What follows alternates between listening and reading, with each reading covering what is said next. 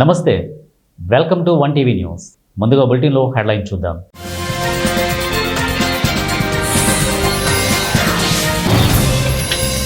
ప్రపంచం మొత్తం భారత్పైనే ఆశలు పెట్టుకుంది. టోక్యో సదస్సులో ప్రధాని మోదీ.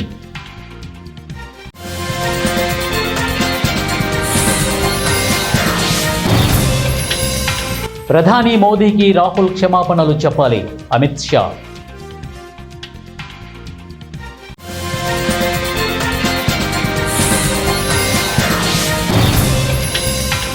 రైస్ బౌల్ ఆఫ్ ఇండియాగా ఏపీ ప్రసిద్ధి, సీఎం చంద్రబాబు.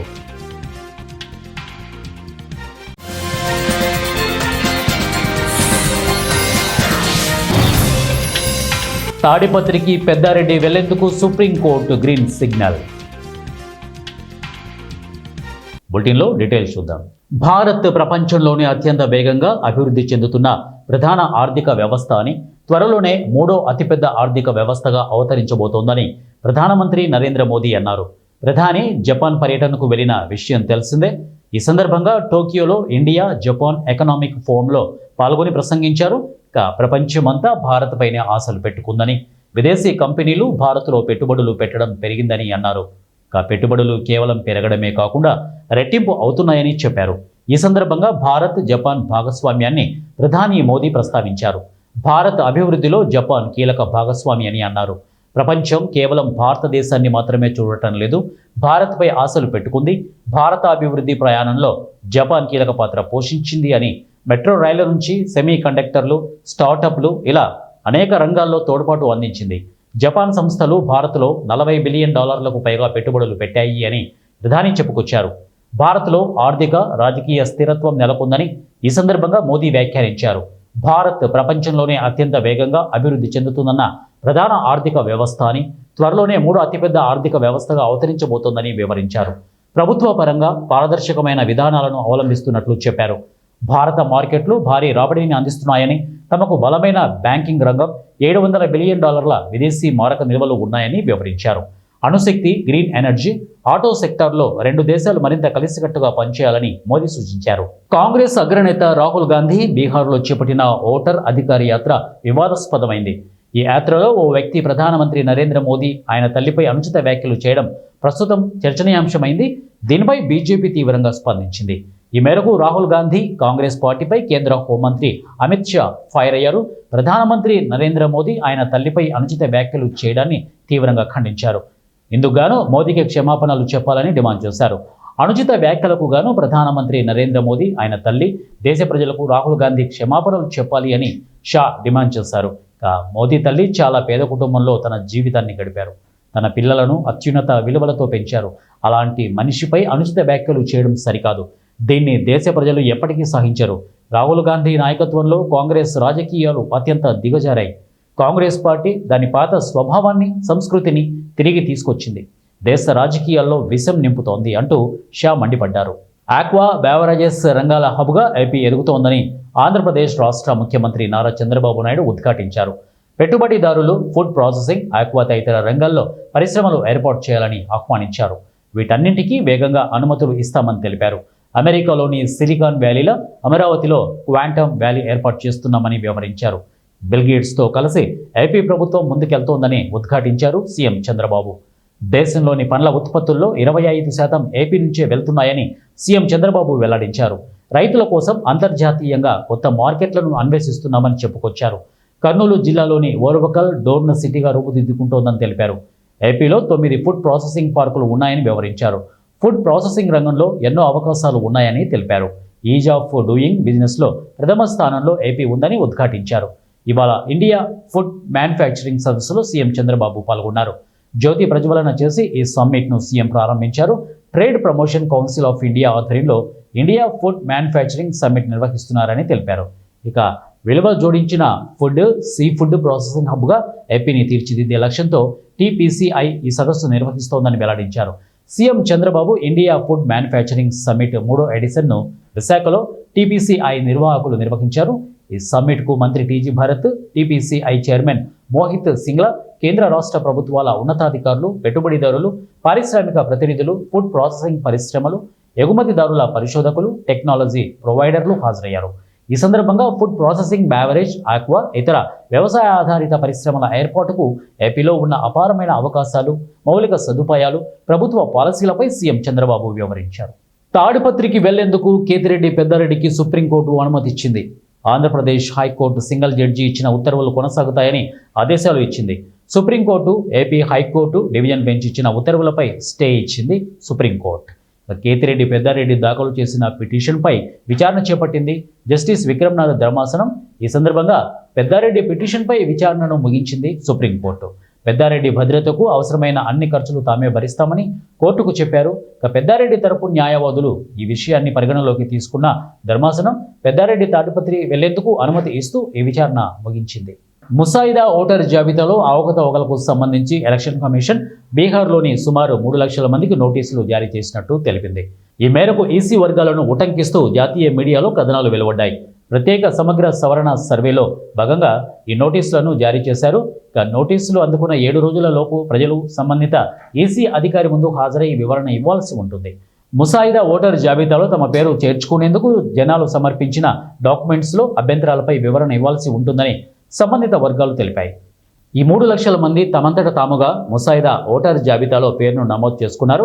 అయితే డాక్యుమెంట్స్ తనిఖీల సందర్భంగా కొన్ని అనుమానాస్పద విషయాలు కనిపించాయి.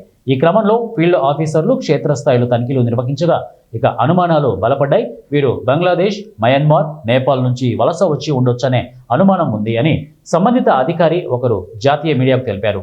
తూర్పు చంపారణ్, పశ్చిమ చంపారణ్, మధుబని, కిషన్గంజ్, అరేరియా, ఊర్నియా, కతహర్, సుసోల్ జిల్లాలోని అనుమానాస్పద ఓటర్లకు ఈ నోటీసులను జారీ చేశారు. అంతర్జాతీయ సరిహద్దుకు సమీపంలో ఉన్న ఈ జిల్లాల్లో అక్రమ వలసల అంశం ఎప్పటి నుంచో రాజకీయంగా కాకరేపుతోంది. ఈ ప్రాంతంలో బంగ్లాదేశీయులు, రోహింగ్యాలు అక్రమంగా వలసొచ్చారని బీజేపీ ఆరోపిస్తోంది. ఈ వాదనలను విపక్షాలు ఖండిస్తున్నాయి. నిత్యం వరద ముప్పు ఎదుర్కొనే ఇక్కడి ప్రజలు నిరక్షరాస్యులని, వరదల్లో తమ డాక్యుమెంట్స్ను పోగొట్టుకుని ఉండొచ్చని చెబుతున్నాయి. ఖమ్మం జిల్లా సత్తుపల్లి నియోజకవర్గంలో ఎడతెరిపి లేకుండా 2 రోజుల నుంచి కురుస్తున్న భారీ వర్షాలతో లోతట్టు ప్రాంతాలు జలమయమయ్యాయి. వర్షాలతో వాగులు, వంకలు పొంగి పొరలడంతో పలు గ్రామాలకు రాకపోకలు నిలిచిపోయాయి. సత్తుపల్లి మండలం కిస్టారం గ్రామ శివారులో జాతీయ రహదారిపైకి వరద నీరు పోటెత్తడంతో వాహనాల రాకపోకలకు అంతరాయం ఏర్పడింది. అలానే చెరుకుపల్లి గ్రామ శివారులో సౌడువాగు ఉధృతంగా ప్రవహిస్తూ ఉండడంతో పలు గ్రామాలకు రాకపోకలు నిలిచిపోయాయి. పెనుబల్లి మండలంలోని రాతోని చెరువు అలుగు పారుతోంది. భారీ వర్షాలతో సత్తుపల్లి, విఎం బంజర్, కల్లూరులోని పలు అంతర్గత రహదారులు జలమయమయ్యాయి.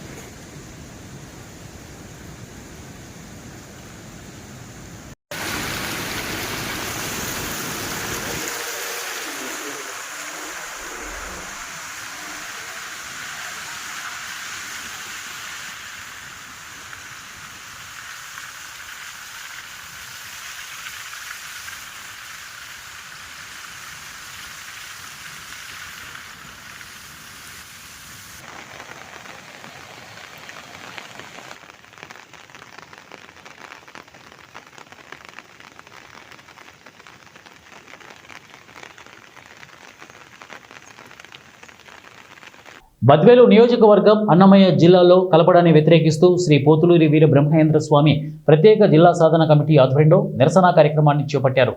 కడప జిల్లా బద్వేలు నియోజకవర్గం అన్నమయ్య జిల్లాలో కాకుండా వీర బ్రహ్మేంద్ర జిల్లాగా ఏర్పాటు చేయాలంటూ శ్రీ పోతులూరి వీర బ్రహ్మేంద్ర స్వామి ప్రత్యేక జిల్లా సాధన కమిటీ ఆధ్వర్యంలో స్థానిక ప్రజా సంఘాలు మరియు రాజకీయ పార్టీ విద్యార్థులతో కలిపి 4 రోడ్ల కూడలిలో నిరసన కార్యక్రమం చేపట్టారు.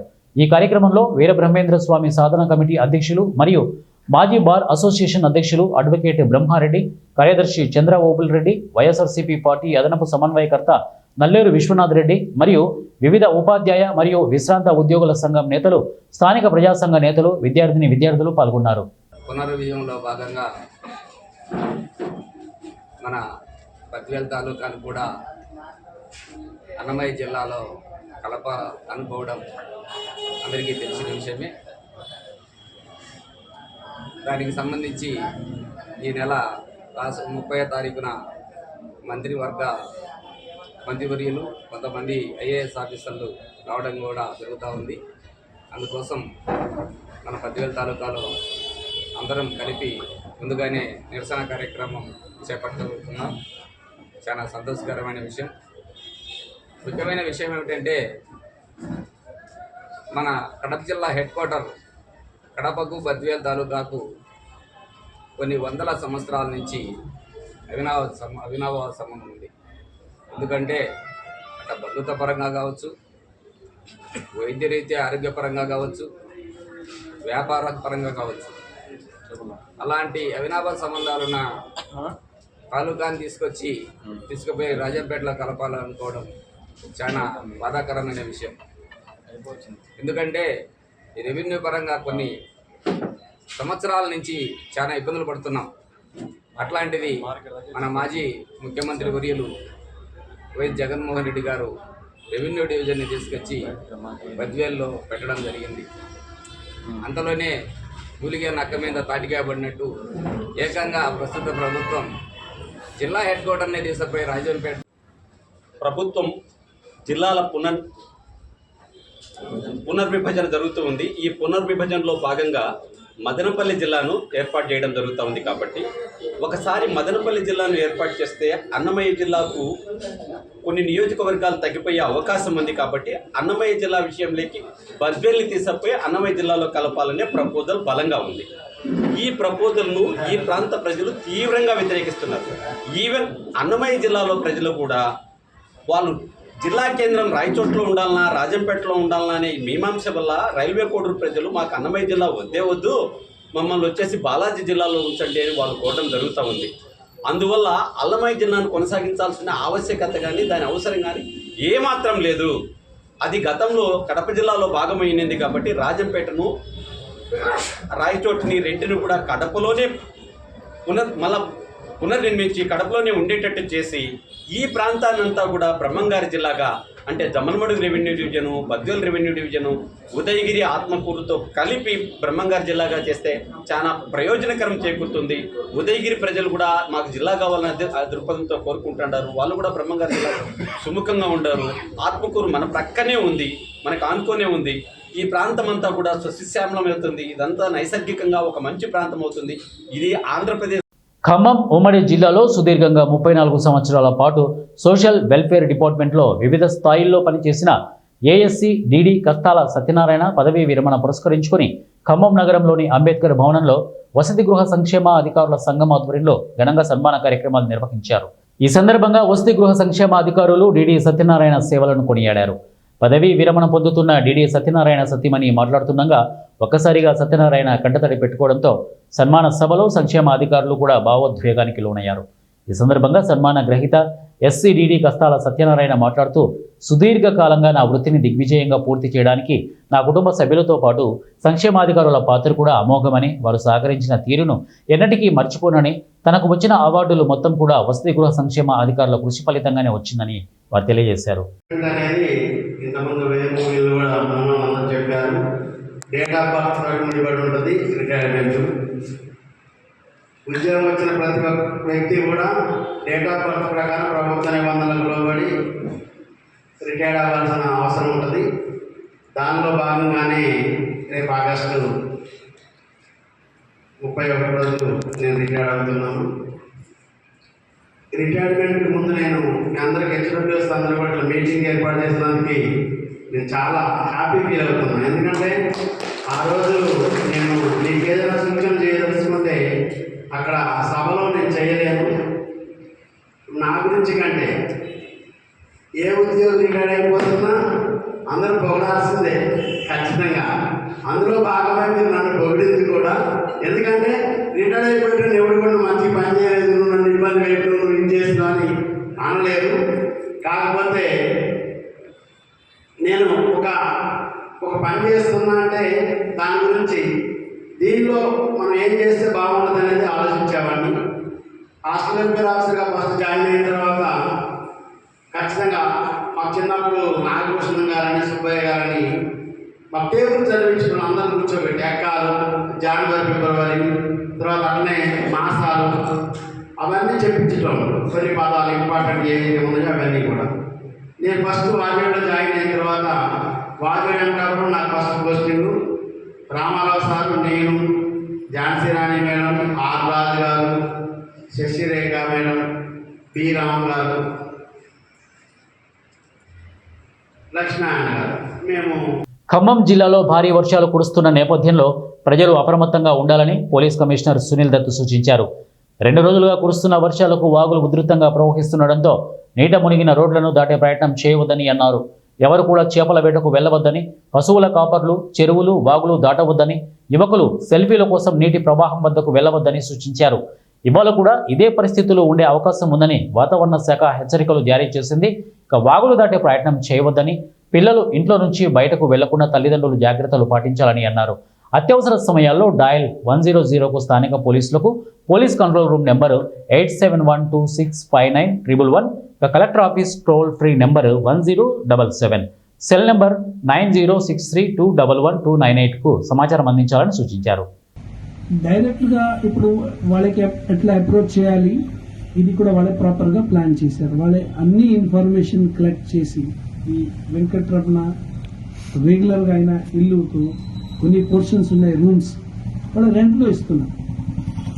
ఇది వాళ్ళ ప్లాన్ చేసి ఎట్లా రెంట్కి ఇది ఎలా తీసుకోవాలి వాళ్ళ అక్వెంటెన్స్కి పంపడం జరిగింది. ముందు కాల్లో మాట్లాడడం జరిగింది.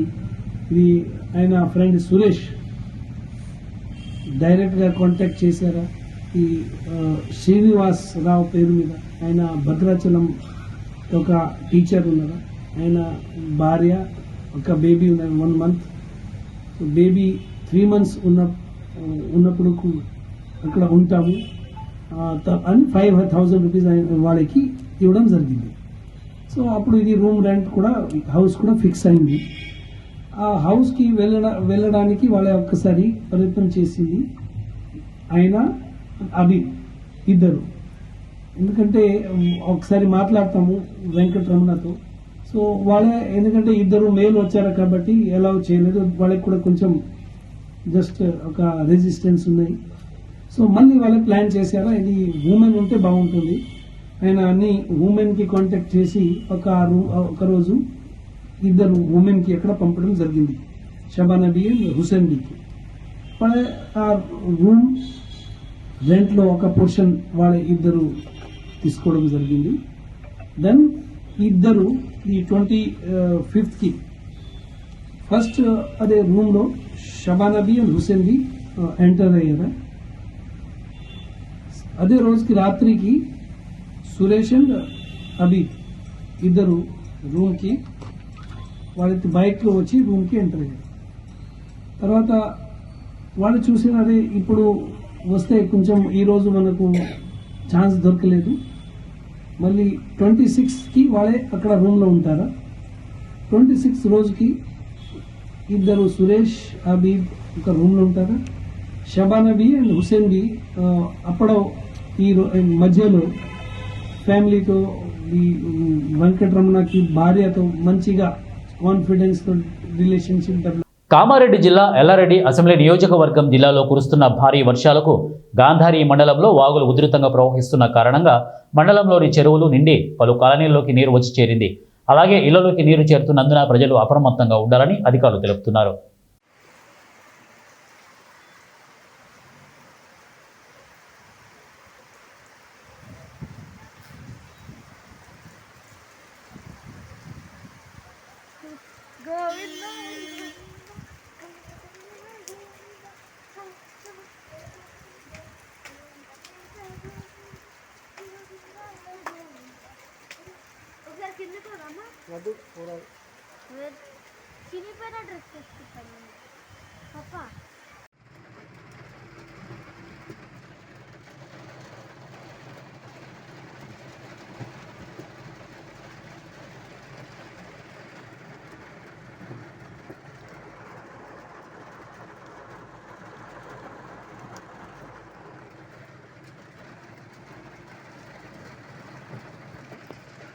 జాతీయ క్రీడా దినోత్సవ వేడుకలు అవనిగడ్డ ప్రభుత్వ డిగ్రీ కళాశాలలో ఘనంగా జరిగాయి.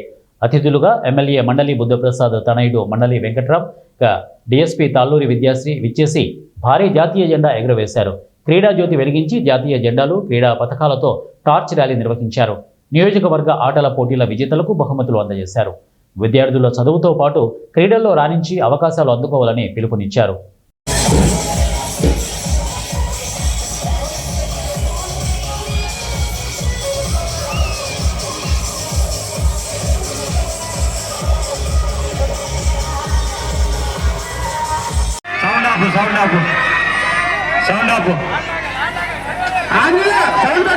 Okay, play music.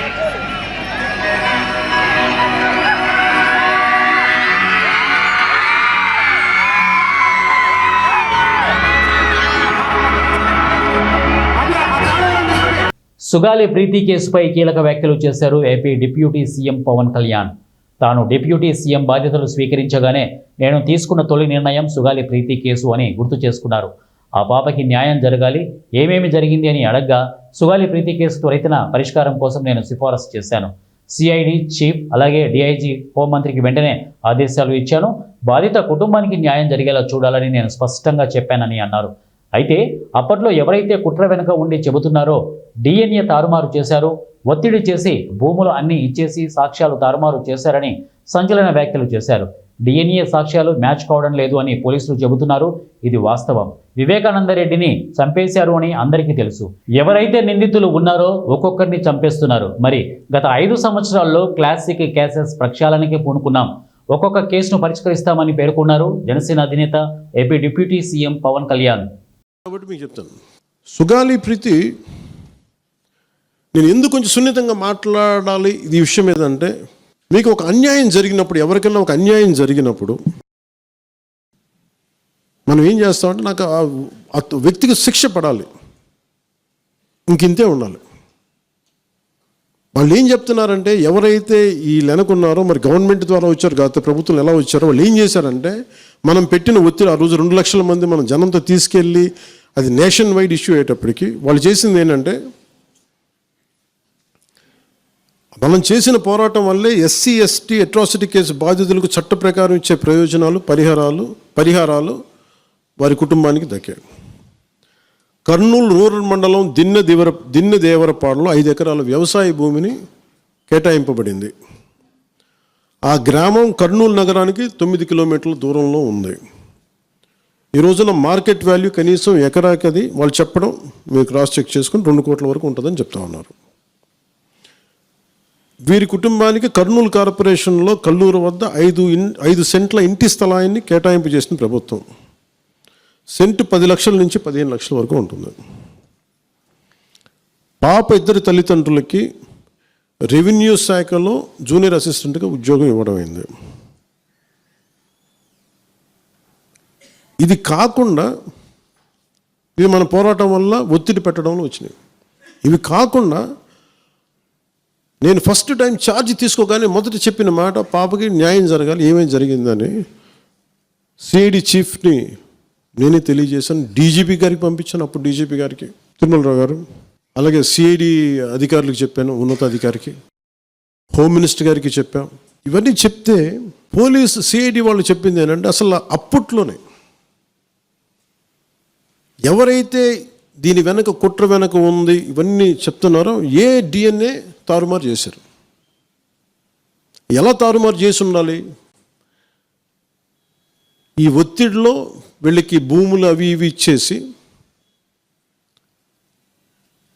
మరి ఏం చెప్పారు నాకు తెలియదు కానీ వాళ్ళు నాకు తెలిసి వాళ్ళు ఈరోజు పోలీసు చెప్తుంది ఏంటంటే, సాక్ష్యాలు వీళ్ళు చెప్తున్న వ్యక్తుల మీద వాళ్ళ డిఎన్ఏకి దీనికి మ్యాచ్ కావట్లేదు. ఇది వాస్తవం. కోర్ట్స్ ఏం చేస్తాయి, పోలీసు ఏం చేస్తారు, దీన్ని కూర్చోబెట్టి, ఎందుకు చెప్తున్నానంటే, ఇది వివేకానంద రెడ్డి గారిని చంపేశారని తెలుసు అందరికీ. ఎవరైతే చేస్తున్న నిందితులు ఉన్నారో వాళ్ళు ఒక్కొక్కరికి చంపేస్తున్నారు వాళ్ళని. మరీ గత 5 సంవత్సరాల్లో ఇట్స్ క్లాసిక్ కేసెస్ ఇవి. ఈ ప్రక్షాళనకే పూనుకున్నాం మనం. ఇది ముఖ్యంగా మన ఎమ్మెల్యేలకు కానీ, మీరు ఎంపీస్, యాజ్ అన్ ఎంపీస్ మీకు కూడా, మీరు ఈ కేసెస్ మీద మీరు రేపొద్దున అసెంబ్లీలో గళం ఎత్తాలి, మీరు తప్పదు. ముఖ్యంగా లా అండ్ ఆర్డర్, వీళ్ళు అందరూ తప్పించుకుంటూ వెళ్ళిపోతే ఇట్లా ఒక సోషల్ అన్రెస్ట్ వస్తుంది దీనివల్ల. అంటే వ్యక్తికి ఒక నేరస్తుడు చేసిన ఒక కులానికి చెందుతాడు, ఏదో ఒక నేరస్తుడు, మనం ఏం చేయలేం దానికి. ఇందాక అరుణ్ చెప్పినట్టుగా ప్రతి ఒక్కరు కోతులు తమ గుంపుల్లోని సభ్యులకు ప్రమాదం జరిగినప్పుడు కలిసికట్టుగా ఏకగ్రీవంగా చర్యలు తీసుకోవడం ఒక్కసారి కాదు, చాలాసార్లు నిరూపించబడ్డాయి. ఇటీవల ఇంటర్నెట్లో వైరల్ అయిన ఒక వీడియో దీనిని మళ్ళీ నిరూపిస్తుంది. ఈ వీడియోలో ఒక ఇంటి ప్రాంగణంలో ఇరుక్కుపోయిన కోతి పిల్లను కాపాడటానికి వందల కొద్దీ కోతులు గుంపులుగా వచ్చి దాడి చేసే ధైర్యమైన దృశ్యం రికార్డ్ చేయబడింది. ఇక ఈ వీడియోలో ఒక వ్యక్తి తన ప్రాణాన్ని పణంగా పెట్టి ఆ కోతి పిల్లను కాపాడే హృదయాన్ని కదిలించే దృశ్యం ఉంది. ఈ వీడియోను సోషల్ మీడియాలో ఓ జంతు ప్రేమికుడు పోస్ట్ చేసినట్టు తెలుస్తోంది. ఇక నిపుణుల అభిప్రాయం ప్రకారం కోతులు తమ పిల్లలతో చాలా అనుబంధాన్ని మరియు రక్షణను కల్పించే స్వభావాన్ని కలిగి ఉంటాయి. ఆ విధంగా తమ పిల్లలకు అకస్మాత్తుగా ప్రమాదం జరిగిందని భావించిన వెంటనే కోతుల గుంపు పూర్తిగా దాడి చేసే స్థితికి వచ్చింది. వీడియో చివరి భాగంలో పిల్లను రక్షించిన కోతుల గుంపు ప్రశాంతంగా వెనక్కి వెళ్లే దృశ్యం ప్రేక్షకులను బాగా ప్రభావితం చేస్తుంది.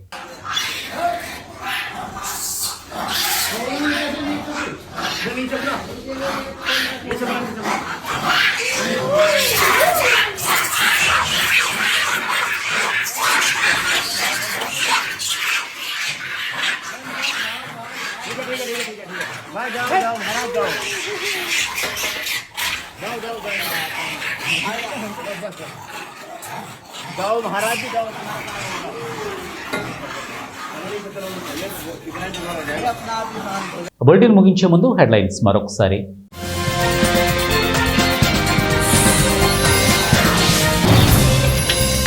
ప్రపంచం మొత్తం భారత్ పైనే ఆశలు పెట్టుకుంది. టోక్యో సదస్సులో ప్రధాని మోదీ.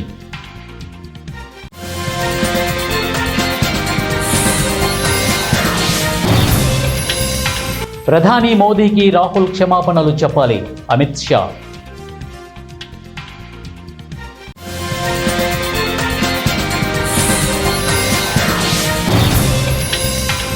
రైస్ బౌల్ ఆఫ్ ఇండియాగా ఏపీ ప్రసిద్ధి, సీఎం చంద్రబాబు.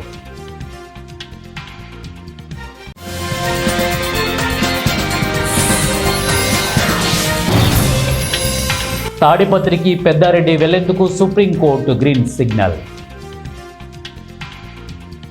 ఇవే బులెటిన్ అప్డేట్స్. నెక్స్ట్ బులెటిన్లో కలుద్దాం. Until then keep watching 1TV news.